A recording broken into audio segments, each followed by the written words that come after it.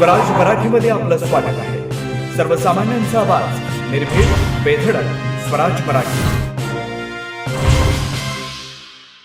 आईला बेदम मारहाण करणाऱ्या तिच्या प्रियकराचा मुलाने साथीदाराच्या मदतीनं निर्गुण खून केला। गुरुवारी दुपारी सांगलेवाडी येथील कदमवाडी रस्त्यावर ही घटना घडली। घटनास्थळी शहर पोलीस ठाण्यात वरिष्ठ पोलीस निरीक्षक संजय मोरे यांनी धाव घेऊन माहिती घेतली। दत्ता शरणप्पा सुतार वय 30 असं खून झालेल्याचं नाव आहे। दत्ता याचे इंदिरानगर येथील एका महिलेसोबत गेल्या 8 वर्षापासून अनैतिक संबंध होते। गेल्या काही दिवसांपासून तो त्या महिलेसोबत कर्नाळा रस्त्यावरील शिवशंभू चौक परिसरात राहत होता। त्यांच्यासोबत त्या महिलेचा अल्पवयीन मुलगाही राहत होता। मृत सुतार बांधकाम तसेच सुतारकाम करत होता। त्याच्यासोबत या महिलेचा मुलगाही काम करत होता। गुरुवारी सकाळी दत्ता आणि त्या महिलेमध्ये वाद झाला।